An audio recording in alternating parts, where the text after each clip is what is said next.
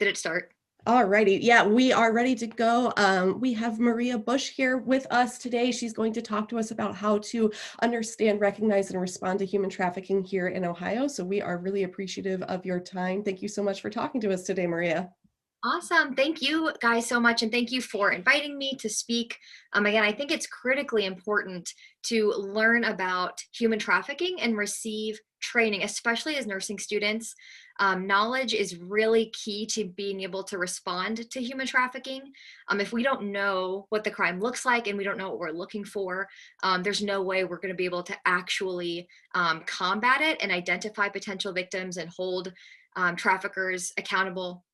So I think that this training is really important. So I'm really glad that you invited me.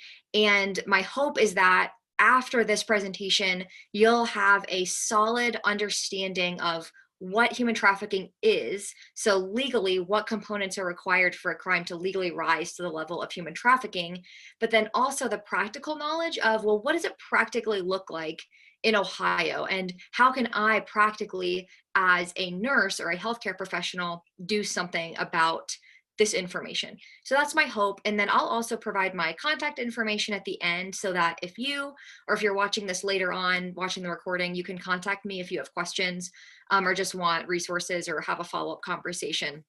So I just hope to be a resource, and I hope this training serves as that as well. So here's an overview of what we'll touch on. We'll go over the crime of human trafficking. So we'll go over the legal definitions, because I just think that's critically important for understanding human trafficking. We'll go over a little bit of data, so the nature and scope of human trafficking. We'll talk about human trafficking specifically in Ohio. And so who are the traffickers? What makes somebody vulnerable to being trafficked? And we'll go over a few sample cases so that you can see practical examples of what that's looked like here. And then we'll go over signs and indicators. So how can we actually identify a potential victim of human trafficking, particularly in the healthcare setting? And then we'll go over Ohio's response to human trafficking and how to get involved, because I know it sounds like at least some folks were interested in learning more about, well, what can I personally do with my time and resources to fight this? So we'll go over that as well. Okay, so getting started, the definition of human trafficking is that it is a crime in which people profit from the control and exploitation of other people. And so traffickers are profiting, they're earning some kind of profit by controlling other people. And so it's often referred to as a compelled service of others for profit. So a trafficker is compelling someone, so overcoming someone else's will, in order that they would provide some kind of service so that that trafficker would earn profit. And when I say profit, I really just mean anything of value. So I think money is probably the first thing that comes to mind, which absolutely is a form of profit, but also drugs can be a form of profit, where a trafficker might compel the service of a victim so that the trafficker can get drugs for that. It could be rent, just rent payments. It's really anything of value. And then when I say the word compel, compel has a really specific legal definition. And so in the United States, for a crime to legally rise to the level of human trafficking, that means that a trafficker is using elements of force, fraud, or coercion to compel a victim to do some kind of service for profit. And we'll talk a little bit about what force, fraud, and coercion actually look like. So this is a really helpful breakdown of the federal definition of human trafficking. So for a crime to legally rise to trafficking, there must be an action, a means, and a purpose. And so the action would be that a trafficker is knowingly recruiting, harboring, transporting, providing, obtaining, patronizing, soliciting, or advertising, so any one of those things, by means of force, fraud, or coercion, so there's that compel piece, for the purpose of either the victim providing commercial sex acts or forced labor. And that's where we see the two different types of human trafficking. There is sex trafficking and there's labor trafficking.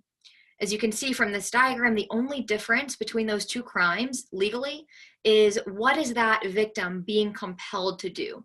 Are they compelled into providing commercial sex acts or compelled to work a job?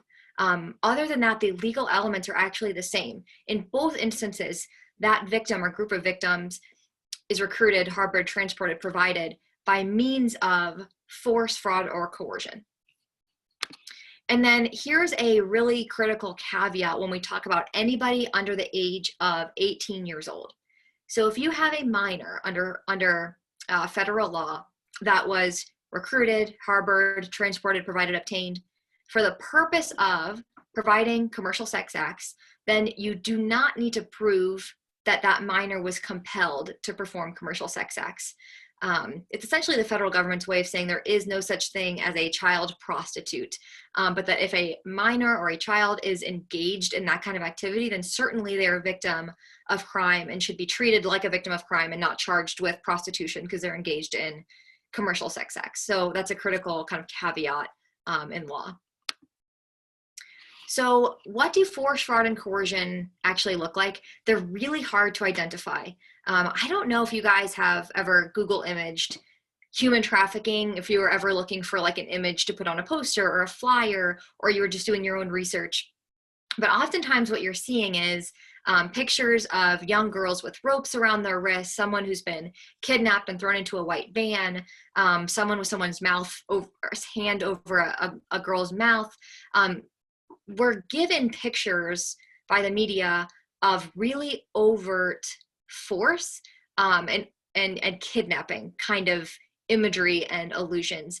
And if human trafficking practically looked like that, I think we'd have an easier time identifying it. But it actually looks very different from kind of the messaging that we receive. And so force, fraud, and coercion are each difficult to identify. And so we'll go one at a time and just go through a few examples of what that might look like. So for force, pretty intuitive. So that would mean that a trafficker is using force to compel sex acts or forced labor. And so force would be physical assault, sexual assault, confinement. So a trafficker, for example, might have recruited somebody to work in a restaurant and not pay them fair wages. The person who's working says, I quit because I'm not getting paid fairly. And then the employer or the trafficker physically assaults them and says, you can't leave this job. That would be an example of a trafficker using force to compel the forced labor of that victim. And that is overt force, but it's not necessarily something that you and I are going to see. If you and I are sitting in a restaurant, we're not necessarily going to see the mistreatment of employees while we're in the restaurant, but oftentimes that is a trafficker exerting some kind of force in such a way that the general public, you and I, are not necessarily going to identify that person as a victim of trafficking because all we're seeing is an employee in a restaurant. And then fraud. So that's an act of deception with criminal intent. So again, really hard to identify. And we see this oftentimes with foreign national victims of human trafficking, where they may be recruited for a certain job in the United States, and then essentially they arrive to the US either legally with a visa, perhaps they got like an H-1B visa, perhaps it was a fraudulent visa, depending on the recruitment scheme and kind of where the trafficker was using that fraud. But that foreign national ends up in the United States, and then the trafficker says, actually, you're going to not be working the job that you were told. You're actually going to be working, let's say, in an agriculture context, perhaps, and you're actually not going to be living in this apartment you thought you were living in. You're actually be living right next door to the job. And then they oftentimes will say, and also let me hold on to your documentation and your visa. In the United States, it's not actually safe for you to hold on to it. Your employer is supposed to hold on to that. And when you first get to the United States and you're a foreign national and you're maybe unfamiliar with your rights and different practices, you may hand over your documentation to your employer. Now, that may seem like a perfectly normal thing to do. And then at that point, the employer is able to say, well, you can't actually leave this job now because you're illegal, you're undocumented, and if you try to leave, you're going to go to jail, you're going to get arrested, you're going to get deported. And then they have essentially this free labor indefinitely, because after that person's worked for maybe 2 weeks, 3 weeks, a month, 2 months, and asks for their paycheck, the employer could just say, what paycheck? You actually owe me thousands of dollars. You owe me money from the recruitment fees. You owe me money for your visa.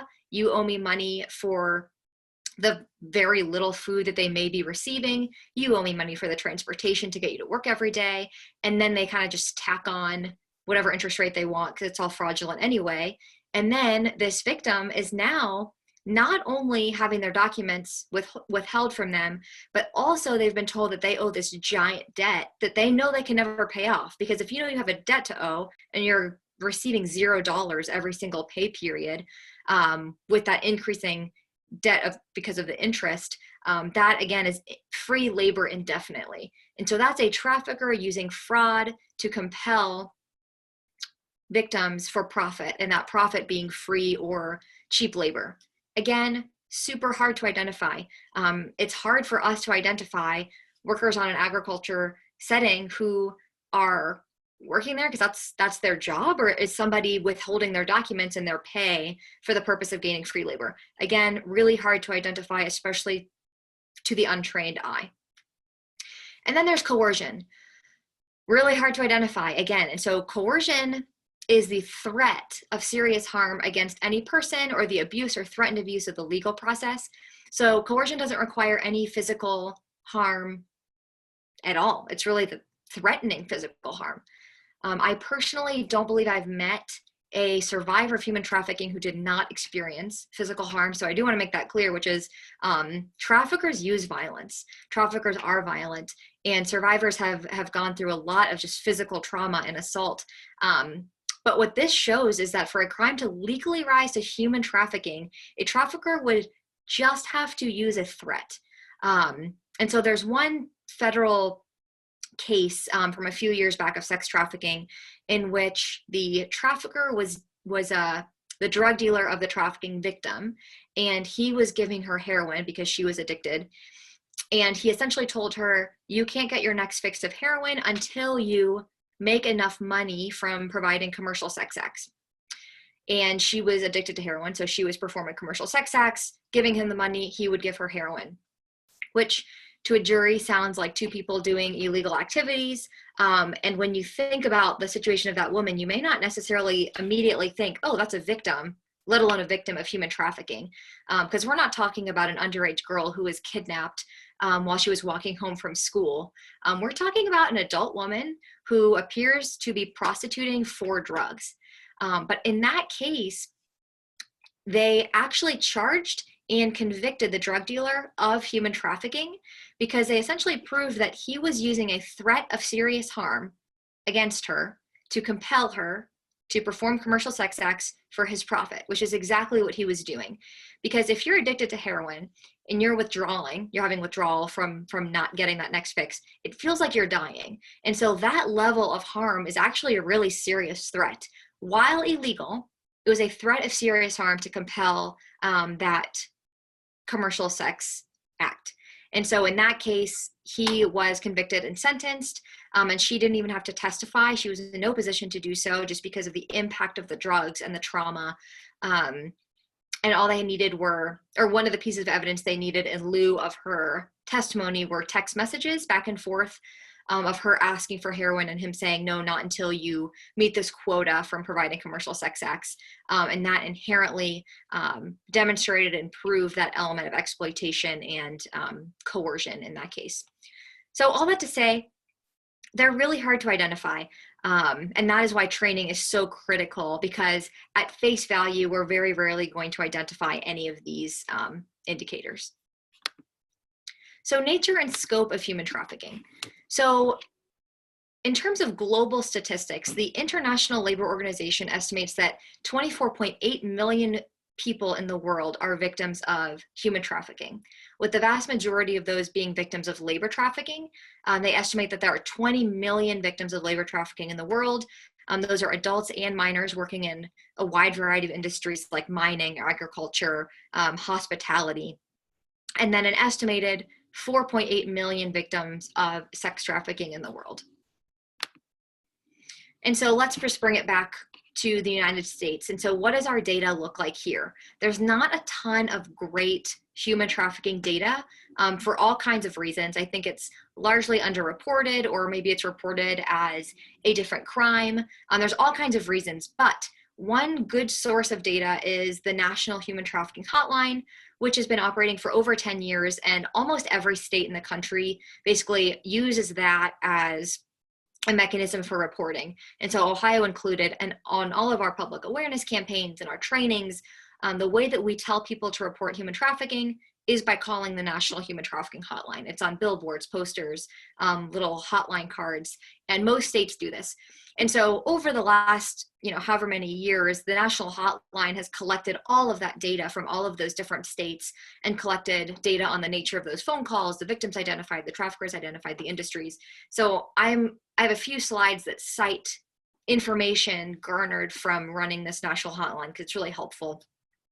But there are a few caveats that I think are really important. So in 2019, Ohio reported the 5th highest number of human trafficking cases to this phone number. And that's after California, Texas, Florida, and New York. And all of those states have a lot more people than we do, than Ohio does. You can look at New York. I mean, that's only 4 more reported cases compared to Ohio. And so this tells us a few things. One, it shows that Ohio definitely has a human trafficking problem, and it shows that there's definitely a prevalence of human trafficking in Ohio. However, oftentimes what people will say after seeing this information is, oh, Ohio has the 5th worst human trafficking problem in the country. We have the 5th highest number of victims. And that's where we kind of misinterpret the data. And so, one, these raw numbers are not per capita. And so it doesn't factor in population. And if you actually do a little quick analysis, if you guys ever feel like messing around with the national hotline data, it's kind of interesting.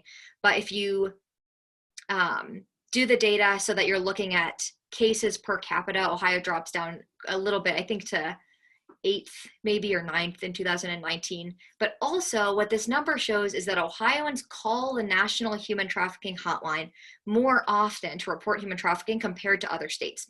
And that doesn't necessarily mean that we have a worse human trafficking problem. It means that Ohioans are aware of human trafficking and they're calling the National Human Trafficking Hotline to report it, which is actually a really good thing. Because what we find is where people receive human trafficking training and they're equipped with the information to identify it and report it, they're going to identify it.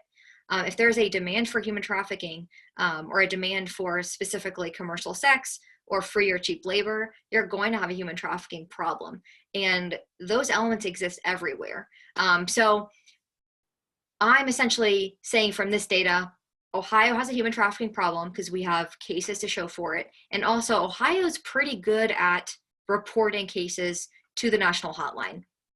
And then I did want to pull some Ohio specific data. So in 2019, the vast majority of the cases reported to the national hotline from Ohio were sex trafficking cases, so 314. And those involved illicit massage businesses, which we'll get into a little bit, and then residence-based commercial sex. And then 44 of them were labor trafficking cases, including most prominently domestic work and agriculture. So what are we missing? So the International Labor Organization estimates that about 80% of victims of human trafficking are victims of labor trafficking. But if you look at the national hotline numbers, in the United States, the reported labor trafficking cases to the national hotline only account for 11% of all of the cases. So I know this slide doesn't make perfect sense because I'm conflating the international number with our national data. So it's possible that in the US we have less labor trafficking, but I think more likely it is that we are under-identifying labor trafficking significantly. And I think one of the main reasons for that is if you look at this list of common industries or contexts of human trafficking, all these labor trafficking venues, such as, let's see, domestic work, traveling sales crews, restaurants, healthcare, agriculture, construction, hotels and hospitalities, landscaping, commercial cleaning, those are all legitimate industries. And normal work in which people work there every single day and there's no hint of exploitation. So that makes it really challenging to identify when there is labor trafficking, as opposed to sex trafficking, where a lot of commercial sex work is already illegal. And then especially if you're talking about a minor, that's an immediate, okay, that's illegal, that's sexual exploitation. So there's already kind of that red flag if you're talking about things such as prostitution and pornography, illicit massage. There's kind of already something that tips off maybe law enforcement or tips off the general public that maybe something's not right here, and maybe it's a little bit easier to identify when compared to someone who is compelled to work in a hotel, where you and I going in and out of a hotel, it's going to be hard to know, again, is this their job? Is someone forcing them to work here? So I think that's one of the reasons why it's probably largely under-identified. So, human trafficking in Ohio. So, who are traffickers? The point of the slide is really just to say there is no profile for a trafficker, but traffickers have been anything and everything on this list in Ohio. So traffickers have been pimps. When we look at pimp-controlled prostitution, where there's one person who's maybe trafficking a group of individuals for sex. Parents and guardians, which is a really sad, largely overlapping problem with the drug problem that we have in Ohio, and I'll touch specifically on a sample case a little further on. Caregivers, businesses, domestic employers, seasonal farm employers, seasonal farm particularly because if you are working in the United States and your visa is tied to a specific employer, it could be a little bit easier for that employer to then exploit that person's work because they know that if they were to leave that place of employment, it could have some serious implications on their visa. So there's that vulnerability there for seasonal farm workers, men and women. So a ton of women have been involved in trafficking who have been charged and sentenced on trafficking charges. I think at face value, it likely probably if you look at a case, it seems like, oh, men are traffickers. But yeah, a lot of women have been convicted, and I didn't do this on purpose, but a lot of my sample cases demonstrate, yeah, in fact, in many of these labor trafficking and sex trafficking cases, women were part of that process of exploitation and recruitment. And then gangs. So all to say, there is no profile. It's anybody who's using force, fraud, or coercion to exploit someone for profit. So who are victims? Again, the point of this slide is similarly to say there is no demographic profile for a victim of human trafficking, but rather trafficking disproportionately affects people with vulnerabilities. So vulnerable populations. And who's vulnerable? A whole lot of us. I mean, really everybody has certain vulnerabilities. And so we know that vulnerabilities hit on every race, every gender, socioeconomic status, foreign national or domestic, age. Everyone has vulnerabilities. And so there isn't a demographic profile or a certain type of person. But these are just a few examples of something that could make somebody vulnerable to human trafficking. So one is foreign nationals. We've talked about that quite a bit. And that could be documented or undocumented. So if someone's here documented, it's really simple for an employer to just say, hey, let me hold on to your documentation. I'll keep it safe. And then all of a sudden that person thinks they have no way out because their documents are withheld from them. Or if they come undocumented, that kind of takes care of the first step for the trafficker. And then they're able to exploit those workers for free or cheap labor.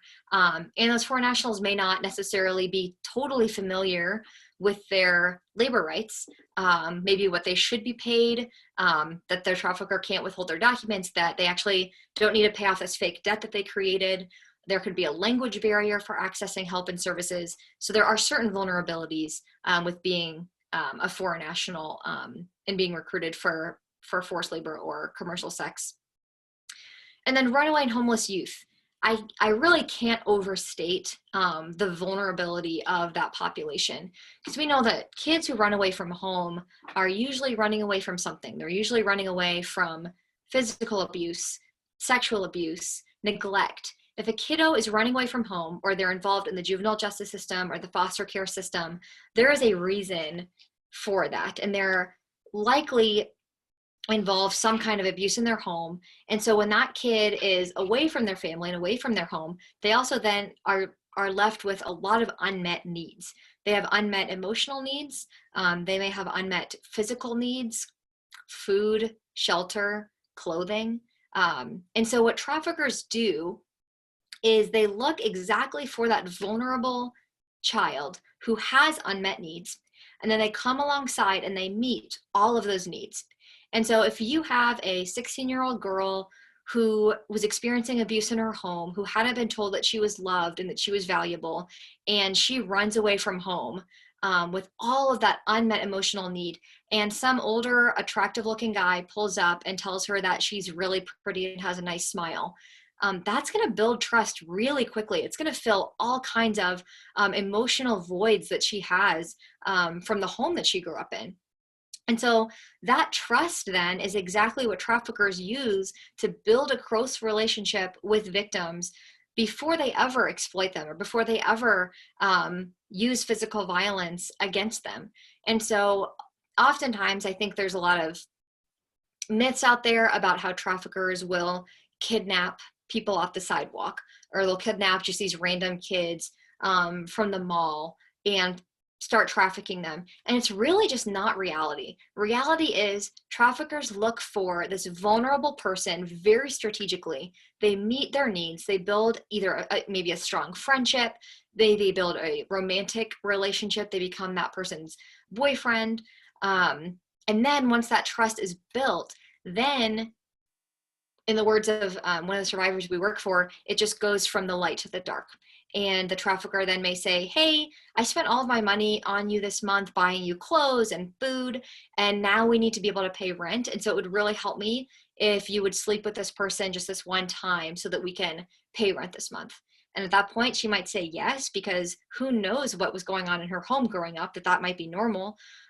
Or she wants to please this guy who seems to love her and care for her, and she might do it. Or she might say, I'm not doing that, that's crazy, in which case he might turn violent and start using physical violence against her to compel her into that work.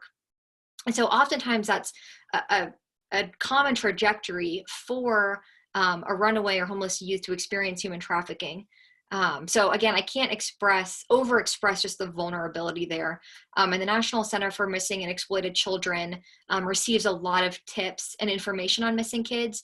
And every year the stat changes, but they estimate that about 1 in 6, I think, or 1 in 7 of those reported missing children was likely a victim of sex trafficking. So very vulnerable.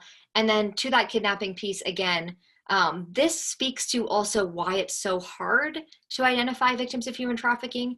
If traffickers are kidnapping random strangers, that kid is likely trying to report the situation. They're likely trying to get help from law enforcement. They're likely trying to get a hold of their parents to go back home. They likely maybe have other supports in their life to reach out to and try and get help. But if the trafficker has recruited this runaway child who doesn't have that support system, who knows that they're not going to want to call their parents for help, or they don't necessarily have parents to call for help, that victim is likely not going to actually self-report for all kinds of reasons. They might be relationally bonded to that trafficker in the form of that stockholder syndrome or a trauma bond. Or they might just view this as normal, or view it as they're a criminal, and that if they report, they're actually reporting their own illegal activity. So there's all kinds of reasons why traffickers do this. But runaway and homeless youth is a vulnerability. And then individuals with drug addictions. And so what we see too is that traffickers may look for somebody who's addicted to drugs, whose addiction they can control. And we saw that with that simple case I alluded to earlier, where if a trafficker can control someone's drug addiction and withhold drugs until they do X, Y, or Z, then that trafficker is able to control them and then exploit them for labor or commercial sex. And then people with developmental disabilities, there's that vulnerability there. And I have a sample case that I'll touch on a little bit further on, involving a woman who had a developmental disability and a history of sexual abuse. So again, all of those things hit on so many different vulnerabilities and also so many different demographics. So I'm going to go through a few examples of labor trafficking and sex trafficking that we've seen in Ohio. So with labor trafficking, I don't know if any of you guys who are listening remember a labor trafficking case involving an egg farm from about 2015.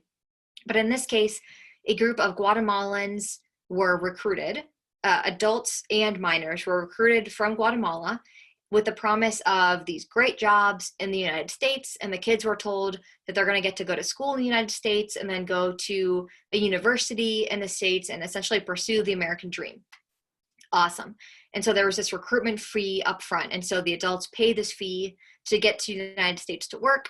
And some of the minors, like one of the families of the minors actually couldn't afford that recruitment fee, but they really wanted their kid to have that opportunity to come to the United States. And so they gave claim of their land over to the trafficker so that they could go.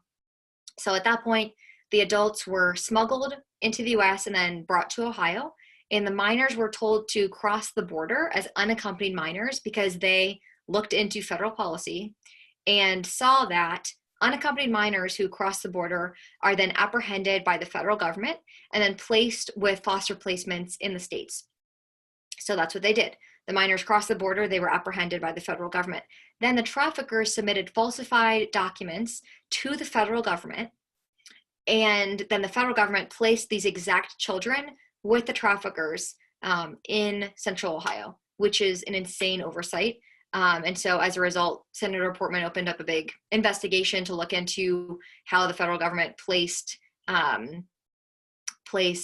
these unaccompanied minors with traffickers. So you can look up all kinds of information if you're interested in learning more about this. But at the end of the day, the traffickers had the adults and the minors in Central Ohio.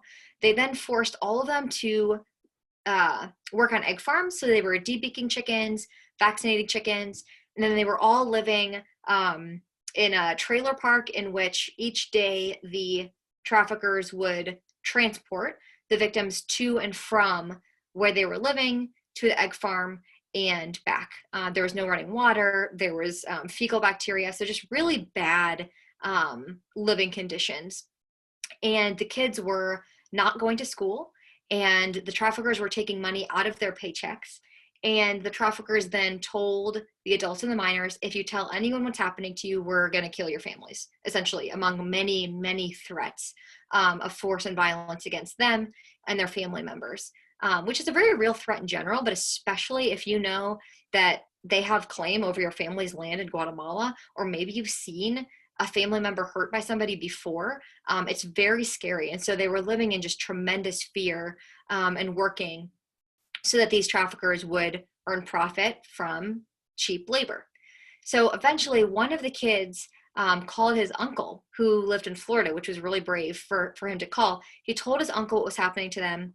His uncle then called law enforcement. Law enforcement called the National Human Trafficking Hotline. Hotline calls the Department of Justice.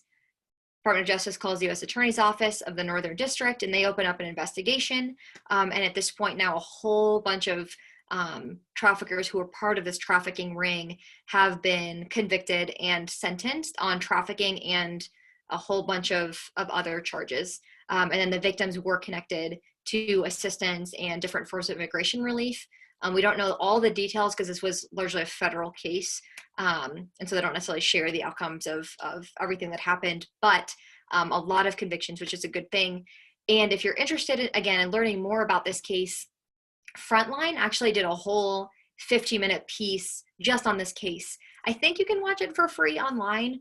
But if you search for it through Frontline, you can watch this full documentary.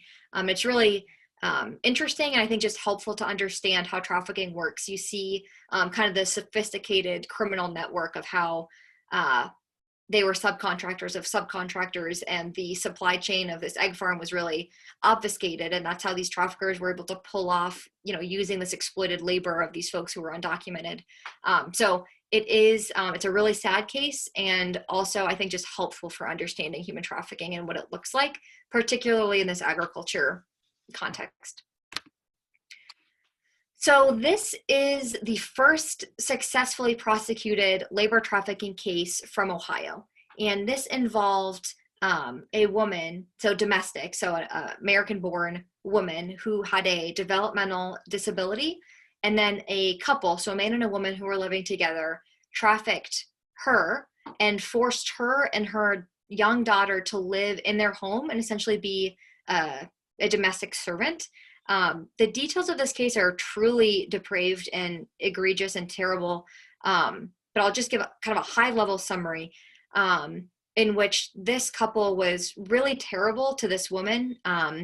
They caused her a lot of physical harm.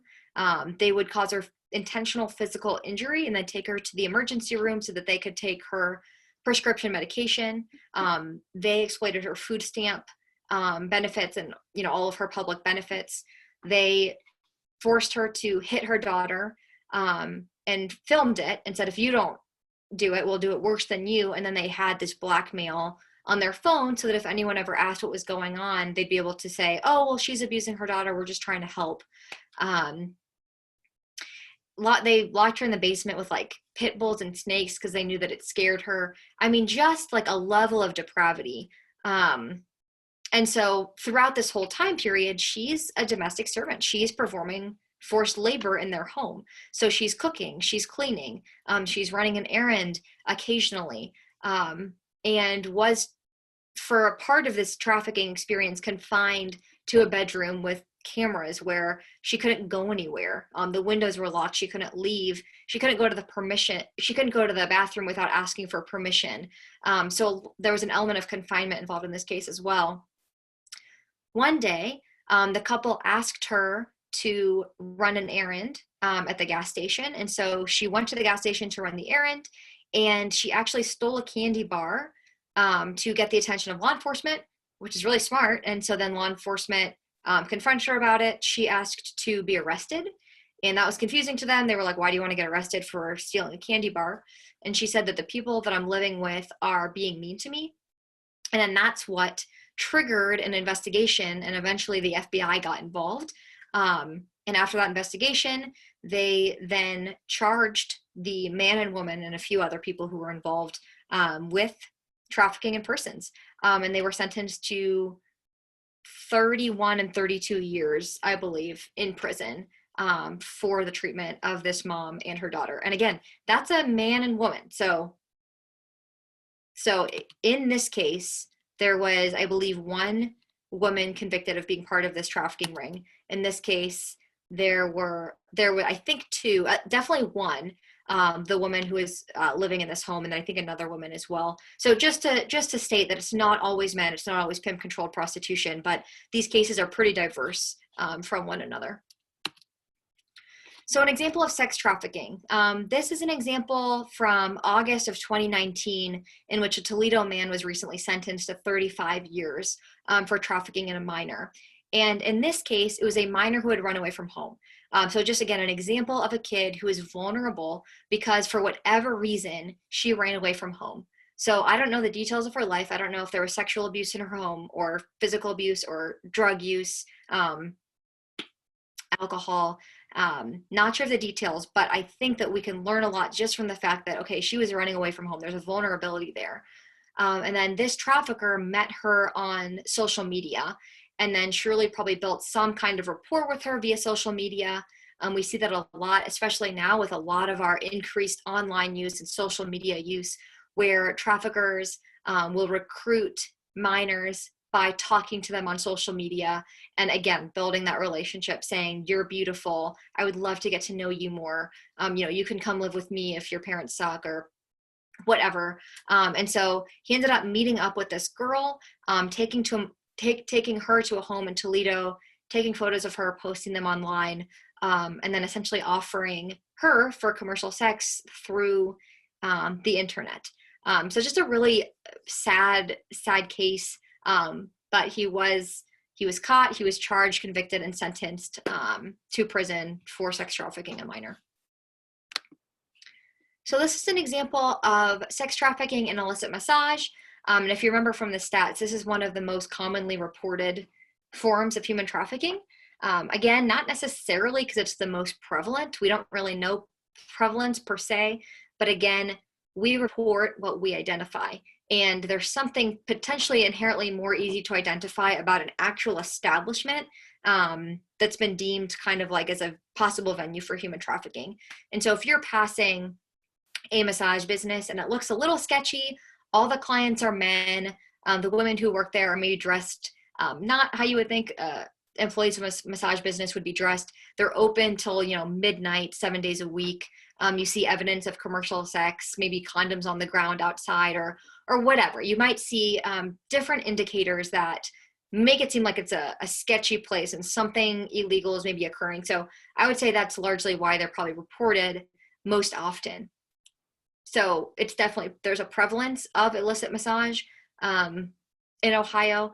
And I think people are also reporting it because they're seeing it. And it's a bit more clear perhaps. And so this case involved two sisters who recruited Chinese national women. They didn't speak any English and had no ties to Central Ohio. So here they were in Central Ohio working in this massage business, 18 of them, and they were forced to essentially perform commercial sex acts in addition to massage.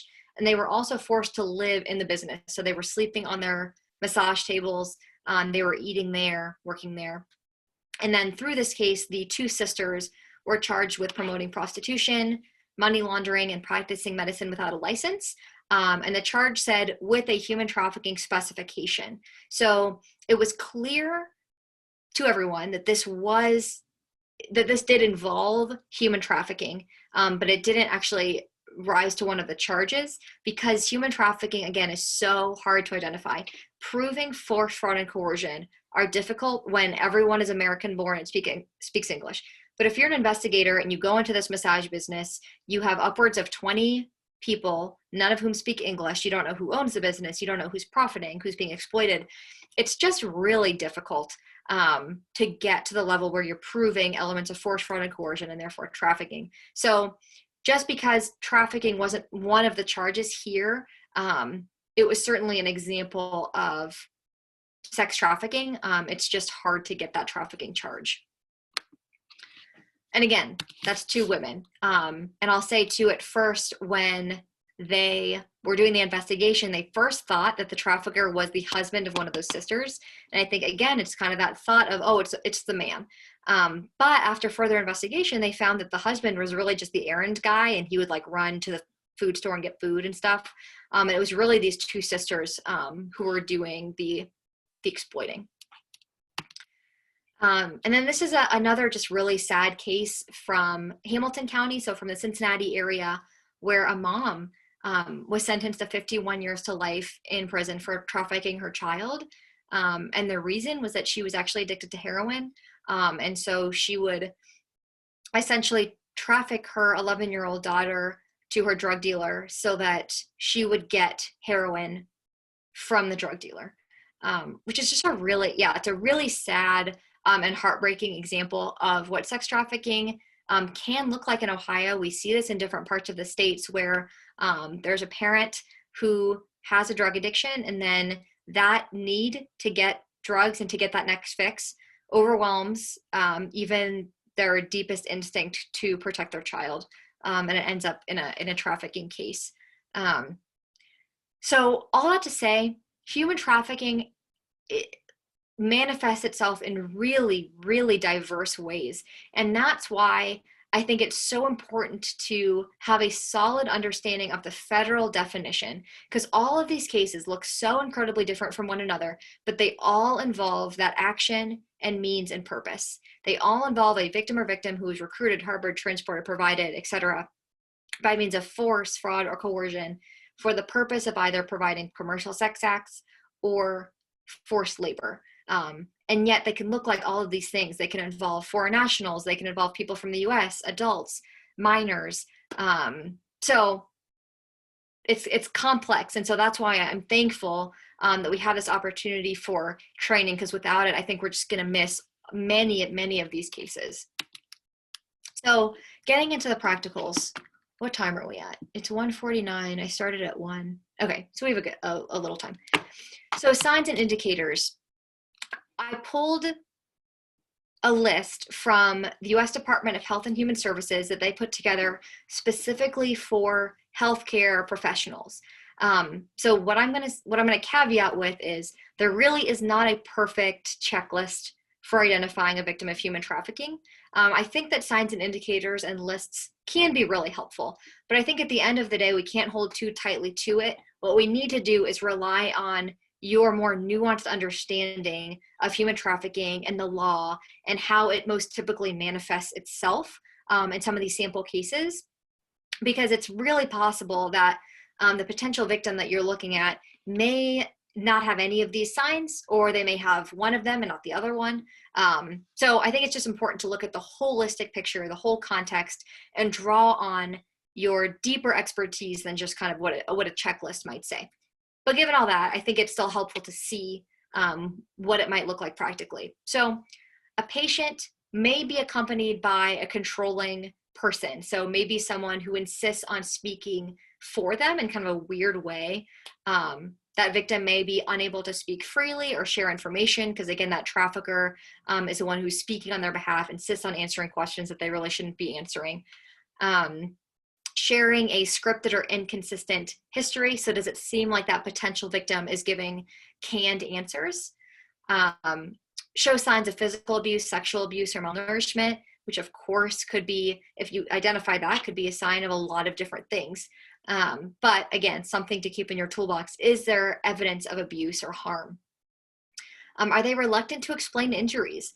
Again, they're probably not going to report human trafficking to you, most likely, out of fear of harm or retaliation from their trafficker. Maybe they view themselves as being caught in a legal situation, like, oh, well, if I tell them that I'm going to get deported, I'm going to go to jail, or, oh, they're going to find out that I'm a prostitute and I'll get arrested. There's a lot of reluctance to actually explain why they might have that injury. So they may be reluctant to explain it, or again, they're going to lie as a defense mechanism and share that inconsistent history, or their answers won't line up. Experience repeated sexually transmitted infections can be an indicator as well. The experience of every survivor of sex trafficking is incredibly different, but women and girls and boys and men can be compelled into commercial sex acts, upwards of 20 times a day. And so when you're engaged in that kind of work, there's a high likelihood of seeing that repeated history of sexually transmitted infections, and having multiple pregnancies, again, for similar reasons. This is just a continuation of that same list from Health and Human Services. So that victim may not be in control of their own money, their identification, or their other possessions. Again, maybe the victim is in control of their identification. It's not always the case that the trafficker takes that. And so I think that's another caveat with the list of, well, if you're engaging with someone and they do have their documentation, that doesn't mean they're not a victim of human trafficking. There could be other dynamics at play that you might identify. Unaware of the current location, date, time, unable to leave home or job without fear of harm or retaliation. Again, are you sensing that they're being controlled in some way by an employer or by a boyfriend or family member? Or reporting a history of substance abuse, which again, does not necessarily always indicate trafficking, but could be a helpful sign. And I do have, so I think at the end of this, maybe I'll just email you. I have a brochure that Health and Human Services put together, and it's specifically on human trafficking for healthcare professionals, and it includes this full list, and then it includes some other really helpful information. So I can email that to you, and then you can maybe email it to the other nursing students just as a reference point to refer back to. Challenges to identifying victims. Since I just gave you a list of signs, I now want to just explain why, again, even with signs, even with training, why the identification piece is still really challenging. So first of all, there's a hidden nature to the crime. You and I aren't necessarily seeing exploitation in action. We're not seeing force, fraud, or coercion. It's hard to identify. But also, victims often don't self-identify for a lot of reasons.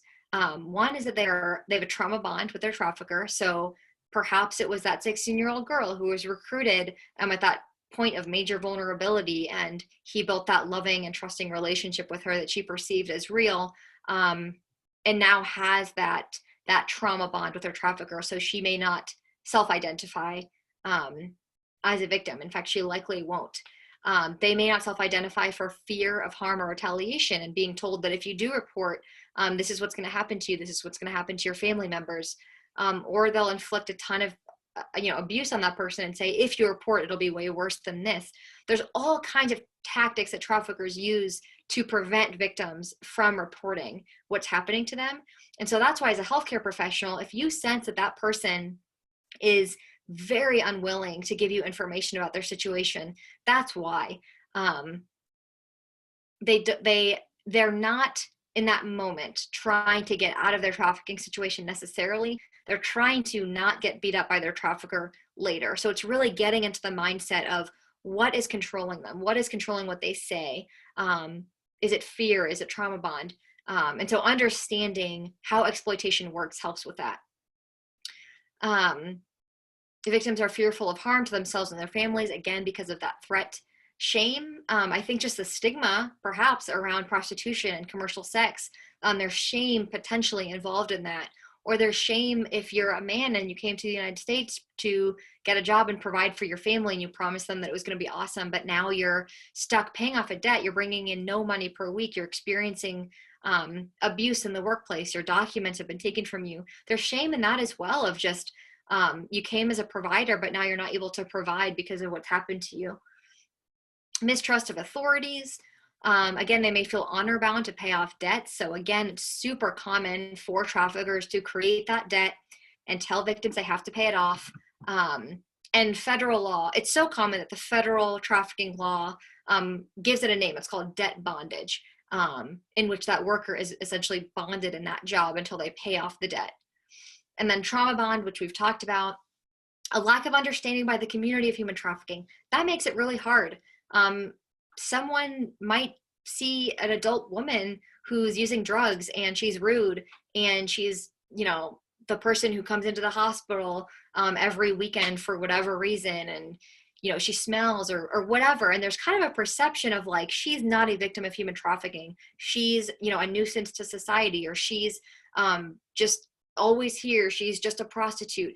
There are all these layers of, I think, just stigma associated with the individuals who are truly most at risk for being exploited.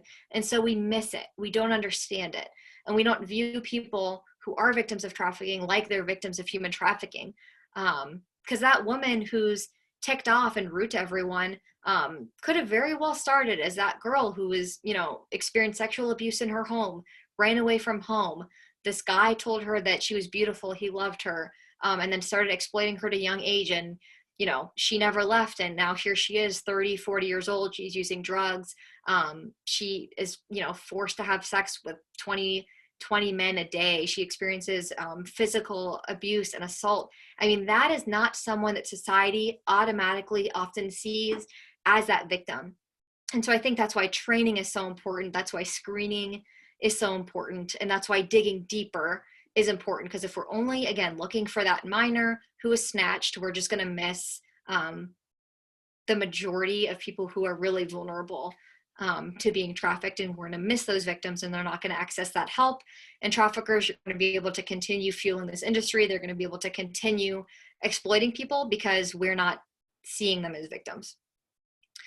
And then language barriers. That's just inherently really difficult. And finding the right interpreter, never using a family member to interpret, never using the potentially dominating person who's with the victim to interpret. Because oftentimes if you're working with a foreign national, that language barrier can really prevent a meaningful and helpful conversation to getting at the bottom of the situation. So questions to ask potential trafficking victims. This is also in the brochure. So I will make sure that you have this information so you can use it as a reference point. But if you're in a situation and you want to know what you can ask to learn more about the situation, these can help with that. Because you'll never want to ask, are you a victim of human trafficking? Which I know you guys know that, but they won't know what human trafficking is necessarily, or they will know what human trafficking is and they'll think, well, I wasn't kidnapped, I'm not being confined in a home, so no, I'm not a victim of human trafficking. And so that question can be misleading, it can be intimidating. So rather than asking something as loaded as, are you a victim of human trafficking, asking other leading questions to get to more information about their situation that are less threatening, less intense, perhaps on their face, could be helpful for you to learn more about what they're going through. So what are your working and living conditions like? And that might lead to a little bit more information. Do you feel safe? What would happen if you left your job? Maybe they'll disclose that their boss would be really mad, or that they've threatened you, or threatened them, or whatever. Are you being paid what you were promised? It's a little bit less threatening, but maybe they'll be more apt to say, well, not technically. Does someone else have your money, your identification, or other personal possessions? Have you or someone you know ever been threatened? Did anyone ever give you money or anything of value for sex?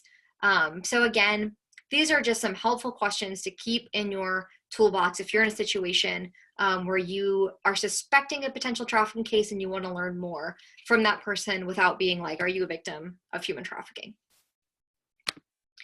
And so what can you do then in that situation? Or what can you do, not even in a healthcare situation, but really any situation where you suspect someone might be a victim of human trafficking? I would say report it to the National Human Trafficking Hotline. And so I have that number on the screen. It's also pretty easy to memorize. It's 888-3737-888. Or you can also text Be Free. I do believe sometimes that can actually lead to a quicker response if you text. But report potential cases to the trafficking hotline. Give them the context and the information, and sometimes they can walk you through next steps, or they can help you assess whether or not you're looking at a potential trafficking case. Or of course, if you suspect immediate danger, call 911. If you're with a patient and you get to the point where they want assistance, they want to access some kind of help, you could call that phone number with them to try and get them connected to an emergency response, social services, law enforcement. Or if you're with someone and you suspect they may be, but they don't want help, and they say, no, I'm fine, nothing's wrong, I don't want to call anybody. What you could do is just give them this phone number and say, totally understand. If you are ever in a situation where you do want help, or you do want to connect with someone for assistance, you can call this phone number and they'll help you. And that way, even if they're not ready in that moment, you equipped them and you gave them the tool and the resource they needed, so that later on down the road, if and when they want help, you gave them that phone number, and they're able to call and connect and access help. Because if you're dealing with an adult and you suspect trafficking, it's frustrating, but your hands are kind of tied. If they don't want assistance in that moment, that's really up to them. And so part of what we can do is equip them with that phone number and just give them a ton of kindness and build rapport.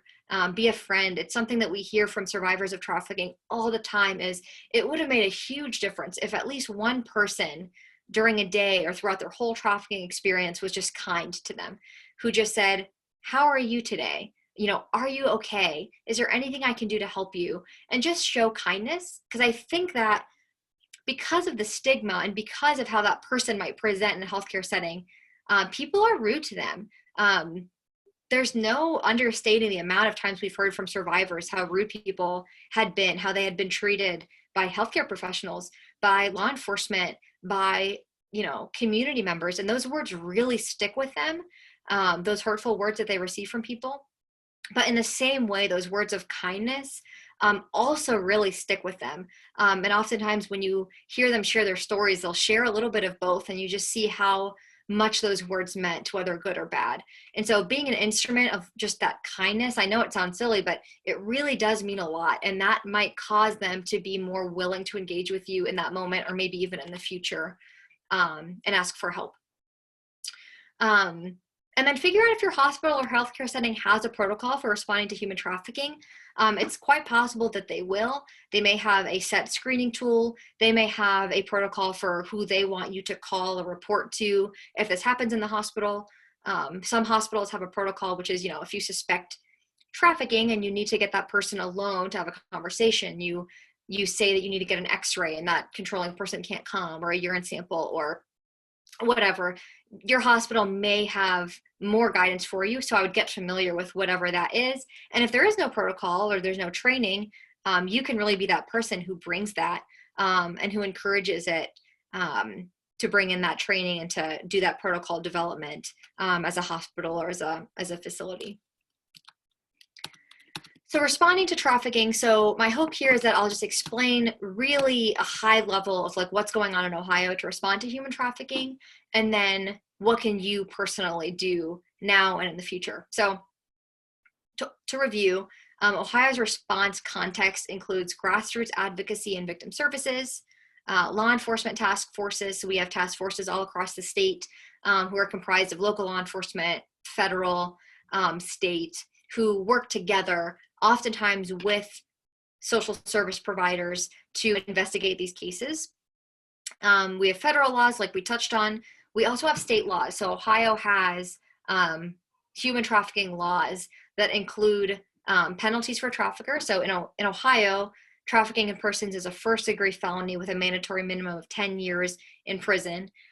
We also have very special protections for victims of human trafficking in our state law, specifically safe harbor, which allows for intervention in lieu of conviction for adults and minors. It allows for diversion programs for minors. I won't get all into the details of Ohio state law, but if you do want to talk more about it or if you're interested, you can ask now, or feel free to email me and I can send you some resources or just have a separate conversation about it. And then state agency initiatives. So that is where I am housed. So Ohio has a Ohio Human Trafficking Task Force, and that was created by executive order in 2012 by former Governor Kasich, and has continued on through the DeWine administration. And that task force is comprised of different state agencies that are working together to build a more coordinated state level response to human trafficking. And so those agencies include the Department of Health, Job and Family Services, Education, Rehabilitation and Correction, Mental Health and Addiction Services, the Cosmetology Board. So a whole wide, diverse group of state agencies. And so our office, which is housed within the Ohio Department of Public Safety, works with each of those agencies to build out stronger policy that will put Ohio in a better place so that at the state level, we're better able to identify and serve potential victims, prosecute traffickers, and prevent human trafficking through public awareness, demand reduction, and things like that. And then in addition to working with state agencies, we also work hand in hand with grassroots coalitions and local service providers. We work with the federal government through a few of our federal grant partnerships that we have in order to provide funding to different groups, organizations, and agencies in Ohio to respond to human trafficking. We provide training like this one, so people can submit speaker requests, and we're happy to provide training across the state. So our office within public safety has kind of a 30,000 foot view of trafficking in Ohio, and are here to do that policy work, build system capacity to respond to trafficking, and also provide this community education.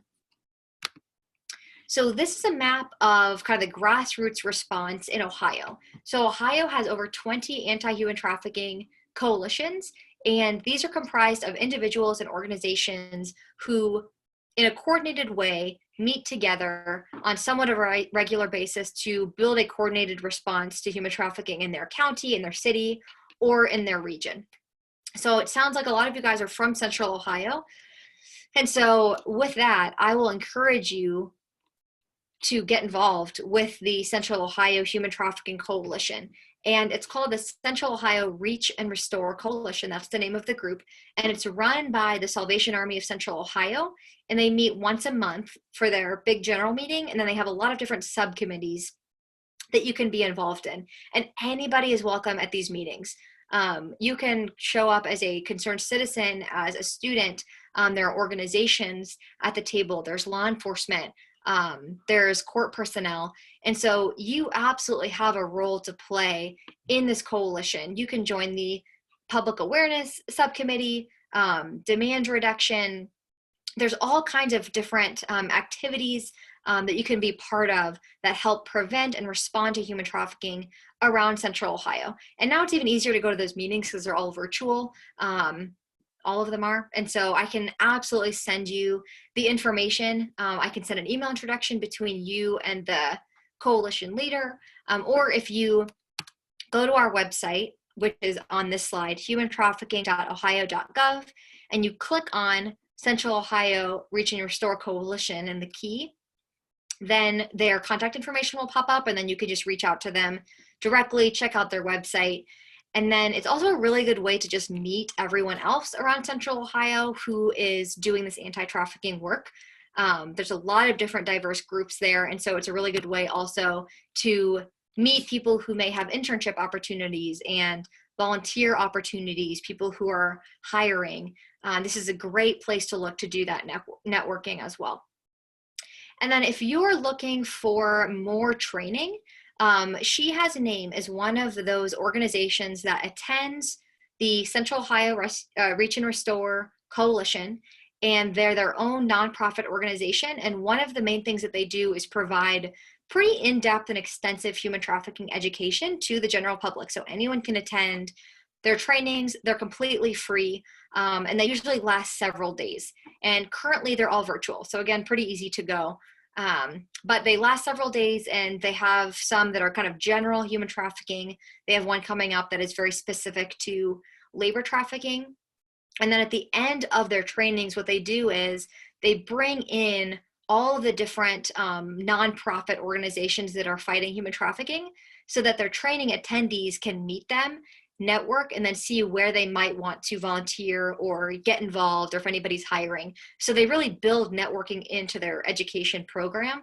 So I always recommend students to attend those, just because of the way that they're structured, to be really helpful to the attendees and to people who are looking for volunteers and for interns. You can also start a student organization to raise awareness of human trafficking. I don't know if your university currently has one, or if that's something you'd be interested in doing. I think there's a lot of space to continue to raise awareness. I know there's a lot of work being done, but clearly there's so much more work to do. There's still that stigma, there's still that misconception that, random people are kidnapped in white vans. And again, it's so critically important that we know what we're looking for. And so I think there is such a place for you, or for people people who are interested, to be that coordinated effort that seeks to push out accurate and helpful information to the student body, so that this group of folks now and upon graduation are equipped to truly identify human trafficking and not essentially perpetuate myths that are largely unhelpful to this work. You could also, even without starting a student organization, you could just host human trafficking training for your campus or for the community at large. Something really neat that happened this past year was that a student who had just graduated high school emailed and said, "Hey, I really want to put on a human trafficking training virtually for my community and for people in my circle who I know through my internship and my family members and my neighborhood." I don't remember how many people showed up, but it was a really good attendance, and I provided a presentation. She had a few other speakers provide presentations, and that was one, recent high school grad who was able to actually raise awareness and get the training out there to her community and her circle. And I just thought that was really neat, because she wasn't part of an organization that was charged with raising awareness of human trafficking. It was just a concerned citizen who was like, what can I do? And really did something meaningful and impactful. You can also download public awareness materials and distribute them around campus, or post them virtually on social media, just to get the word out and continue to raise awareness. You can download public awareness materials from our website at humantrafficking.ohio.gov. You can also go to different federal agencies. The U.S. Department of Health and Human Services has an office on trafficking in persons. You can go there and check out their public awareness materials. The Department of Homeland Security has public awareness materials. So there's all kinds of different options, but things do exist. And so if it's something that you want to do that's quick, easy, and gets that national hotline number out there, that's something else that you can do. So with all of that, I would love to take any questions you might have, or again, if you are watching this later, please feel free to take my email address down and my phone number. Shoot me an email, give me a call, and I would love to be of whatever assistance you're looking for. If you just want to learn more, if you want to talk about something that you have questions about, if you want to get connected to your local anti-trafficking coalition, whether in Central Ohio or any of the coalitions across the state, happy to do that. We're here to be a resource to you guys.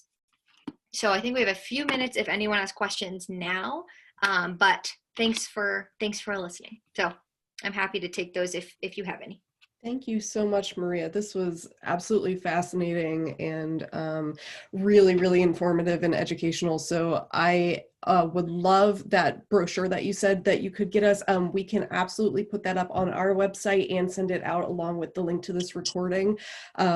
This has been just really, really great, and I'm very thankful for your time and your expertise in this arena. Thank you so much. Yeah, thank you for having me. Again, I think it's awesome that you guys have taken it upon yourselves to raise awareness and bring training. So I thank you guys, and kudos to you guys for doing that work. Well, thank you so much for your time. I will make sure to put together, like I said, the brochure and the recording along with your contact information so that when students watch this, on the replay, if they have any questions, they can get in touch. But thank you so much. And I really do appreciate all of the time and effort you put into this for us. Absolutely. And I'll email, I think I only have Rashmi's email address, so I'll email Rashmi the brochure. Perfect. And then you'll get it. Yeah, absolutely.